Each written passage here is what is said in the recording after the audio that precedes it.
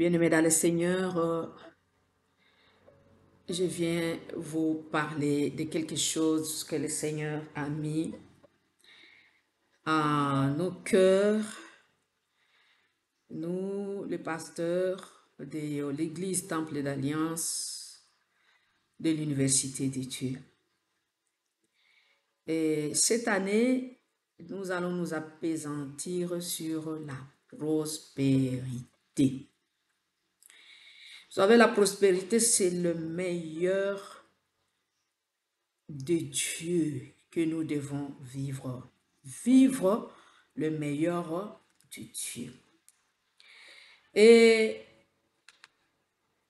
nous allons bien sûr nous inspirer sur certaines personnes bibliques qui ont vécu le meilleur de Dieu, mais aussi certaines personnes qui n'ont pas pu arriver au point d'arriver, c'est-à-dire les obstacles qui n'ont pas permis à ces personnes-là d'atteindre la prospérité. La prospérité, c'est le finish, c'est la finalité de la pensée de Dieu pour l'homme. Dieu a toujours pensé le bien pour nous, mais il y a des obstacles. Chaque dimanche, nous allons parler, pas chaque dimanche, mais la plupart des dimanches de cette année 2024, nous allons parler de la prospérité à tous égards.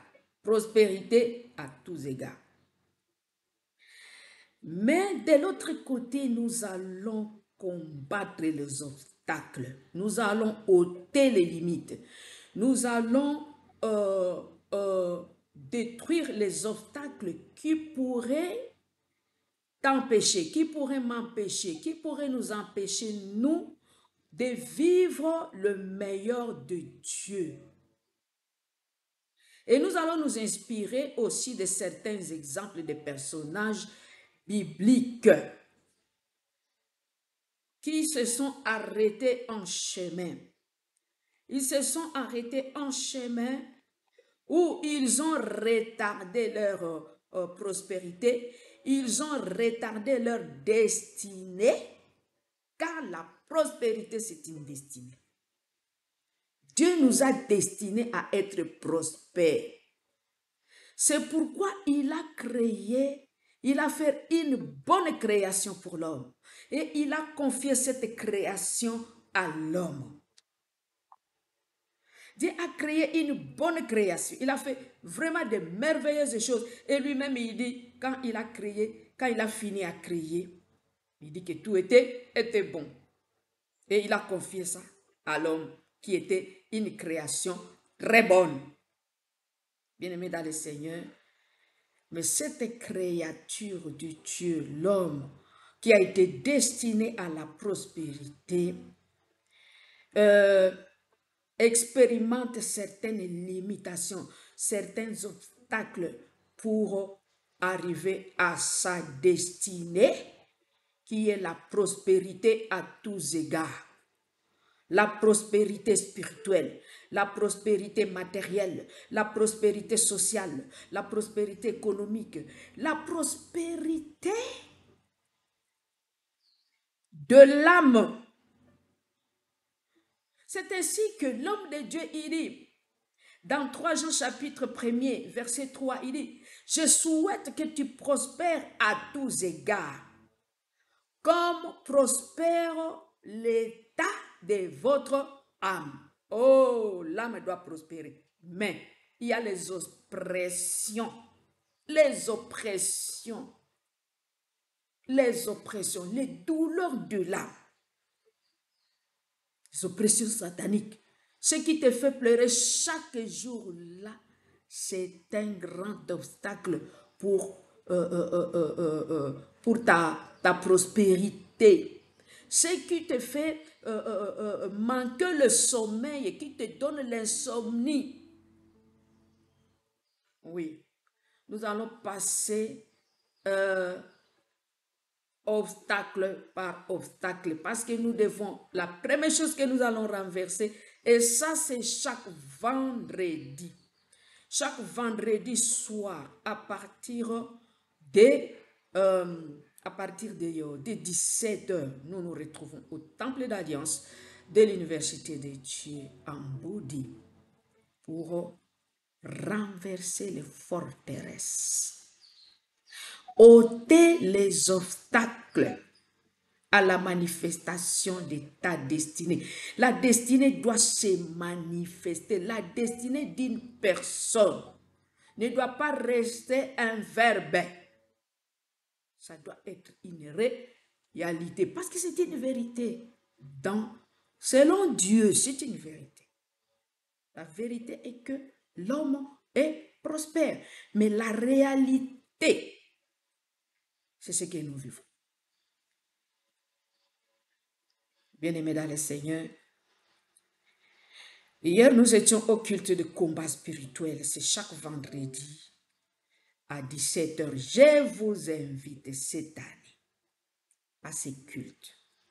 À 17 h, soyons là. Car nous allons prier.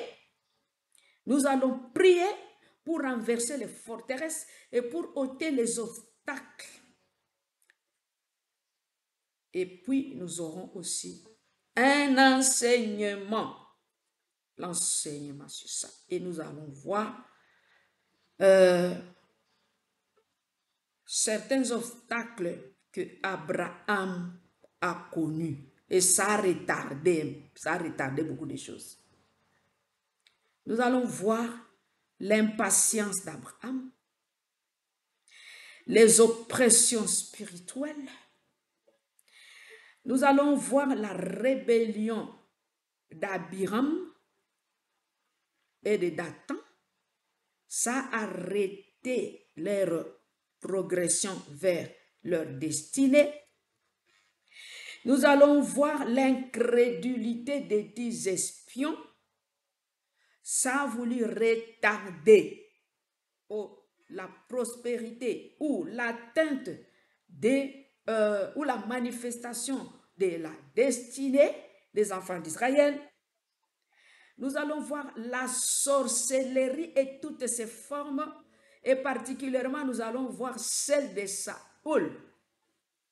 Un roi mais sorcier, un chef mais sorcier. Si vous avez un père sorcier, ça va retarder, ça retarde. C'est un obstacle. Des parents sorciers, des responsables du pays sorciers, des présidents de la République, mais sorciers. L'immortalité sexuelle de David, ça a été un obstacle. Donc, au lieu d'avancer, il a reculé. L'idolâtrie et toutes ses formes. Et puis, en particulier, nous allons voir l'idolâtrie de Salomon. Salomon idolâtre. Un roi idolâtre. Un pasteur idolâtre retarde la prospérité de ses fidèles. Si vous êtes dans les églises des idolâtres, la déloyauté de certains prophètes, de certains ministres de Dieu, des jeunes ministres de Dieu, ou même les enfants de Dieu en général. La déloyauté à quoi? La déloyauté à la parole de Dieu. Et nous allons nous appesantir sur toutes les formes de déloyauté et leurs conséquences. Et ne l'oubliez pas, l'objectif ici, c'est de le renverser parce que ce sont des forteresses et de ôter l'obstacle. Et vous allez voir. Vous allez voir comment c'est spectaculaire. L'évolution vers la prospérité, ça va être spectaculaire. Parce qu'il faut ôter tout simplement les obstacles. Cette année ici, nous allons parler en long et en large. Nous allons parler des découragements. Le découragement, c'est un grand obstacle. Et puis, c'est une forteresse qu'il faut renverser. Et nous allons nous appesantir sur... Nous allons voir juste... Nous allons faire une étude des cas. Sanballat et son équipe Tobija.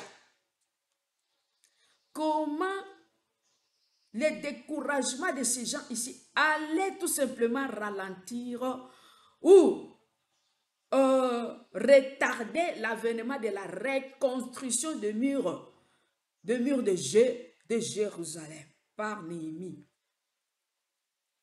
Vous savez, il y a toujours des événements, hein, des préalables. Il y a certains préalables dans la vie de quelqu'un à accomplir pour aller à une étape supérieure. Mais maintenant, les obstacles, ils se mettent là où il y a des préalables. C'est-à-dire qu'avant d'atteindre tel niveau, il doit d'abord être comme ça. Et c'est là. Tout s'arrête là. Délimitation. Le génocide spirituel, ça c'est un mot que nous vous apportons cette année. Génocide spirituel. Le génocide. Et il y a une histoire de quelqu'un dans la Bible qui va nous servir. L'histoire de Haman. Et là déjà vous comprenez que ce n'est pas, il y a des choses qui nous arrivent, que nous faisons, qui font que nous-mêmes, nous nous suicidons. Nous-mêmes, nous nous tuons. Génocide spirituel.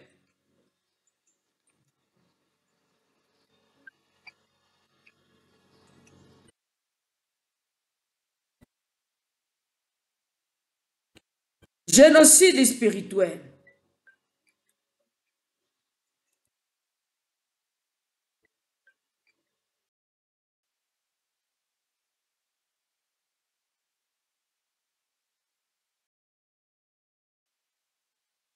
Oui. Parfois, on est en train de parler. Il y a toujours des gens qui nous interrompent à l'église. Génocide. Le génocide spirituel. Nous allons parler des génocides. Vous vous tuez vous-même, vous êtes des génocidaires. Vous tuez les autres spirituellement.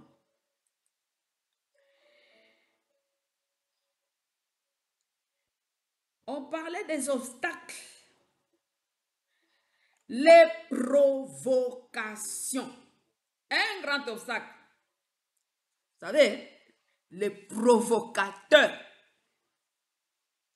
Les provocateurs, ils érigent leur mur. Hein?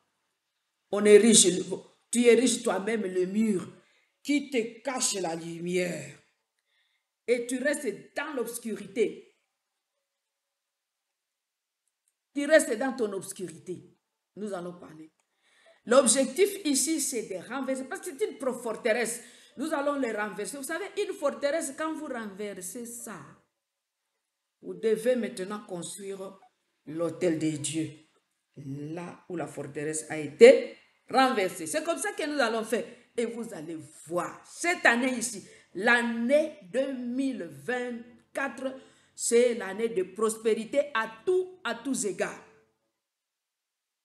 À tous égards. La prospérité financière seulement n'est pas la prospérité à tous égards.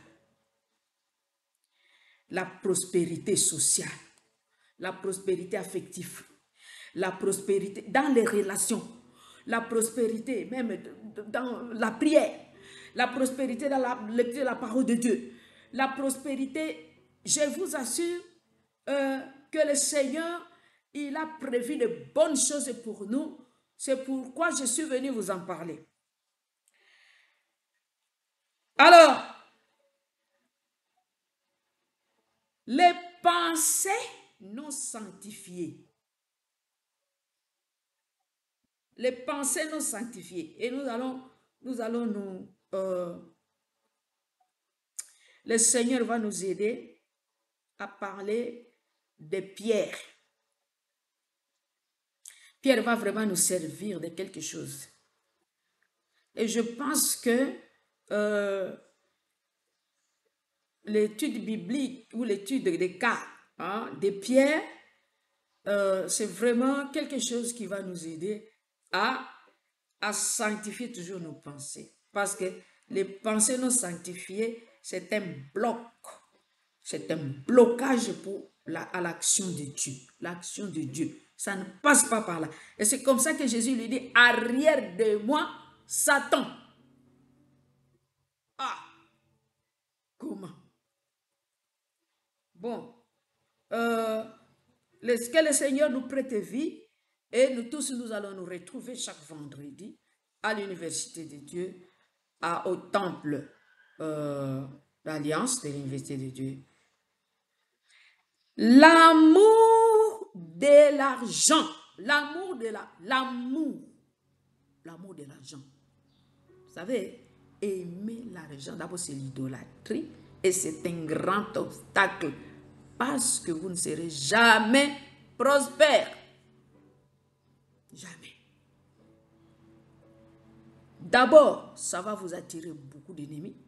Et puis, vous allez vous-même, parce que vous aimez la gloire, vous aimez l'argent, vous allez toujours finir par le génocide. Le génocide spirituel. L'attaque contre les promesses de Dieu. Attaquer les promesses de Dieu. Nous allons passer en revue. Parce que la Bible, la parole de Dieu, hein, je vous montre un peu, bon, parce que moi, ma tablette ici, c'est toutes sortes de Bibles. La parole de Dieu, c'est contient seulement la parole de Dieu, ça. La parole de Dieu contient ses promesses. Comment est-ce que quelqu'un peut attaquer les promesses de Dieu? Nous allons voir. Il y a des moments où nous attaquons nous-mêmes les promesses de Dieu et ça constitue un obstacle pour que nous puissions vivre cette promesse de Dieu, pour que nous puissions rencontrer la vie magnifique de Dieu et nous vivons notre prospérité.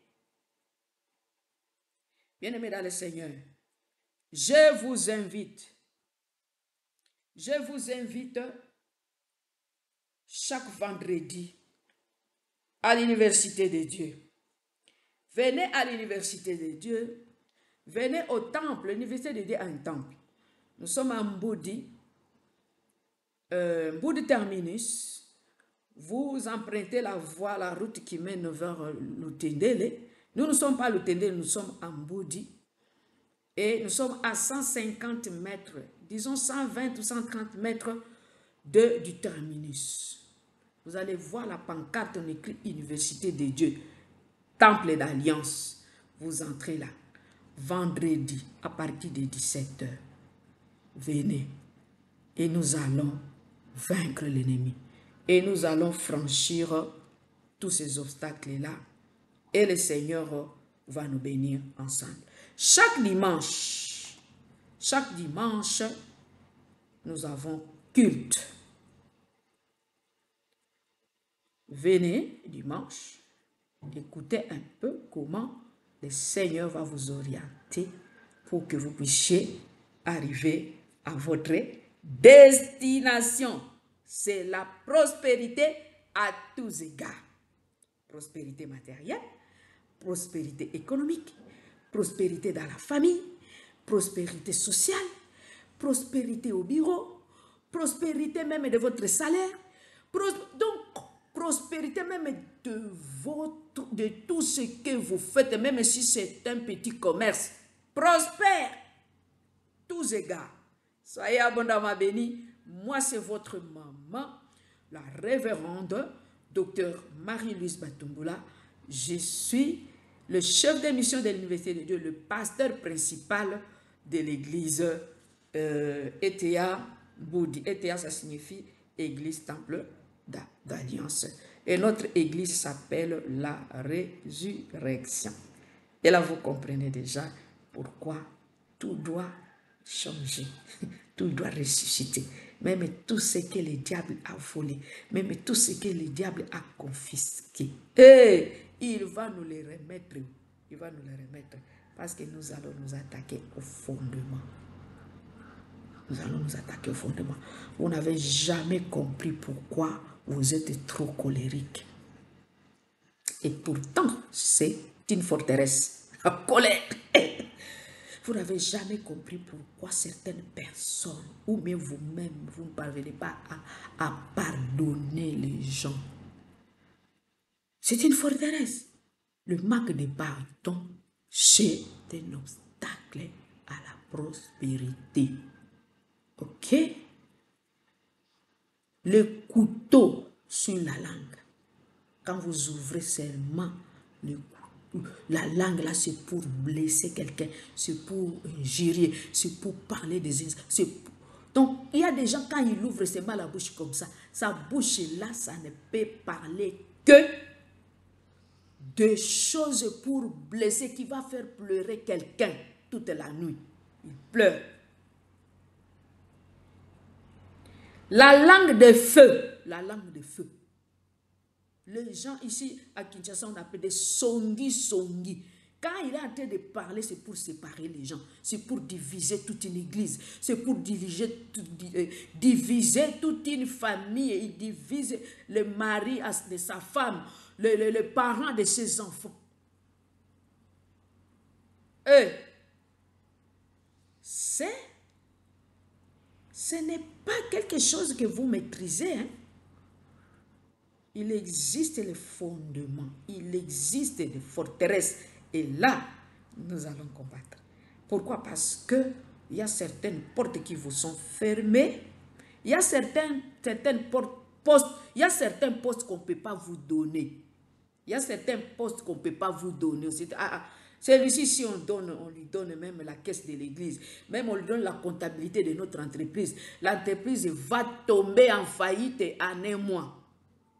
Pourquoi? Parce que la kleptomanie, le vol, pour toi, la voler, c'est comme respirer, c'est comme boire de l'eau. Bien-aimés Seigneur, venez, nous avons beaucoup de choses. Nous avons beaucoup de choses à nous dire, nous avons beaucoup de choses à détruire, nous avons beaucoup de choses à anéantir. Soyez abondamment bénis. Moi, j'ai hâte à vous rencontrer. Et je pense que vous n'allez pas oublier, c'est le pasteur, c'est la révérende Dr Marie-Louise Batumbula, le pasteur principal de l'église. Soyez bénis.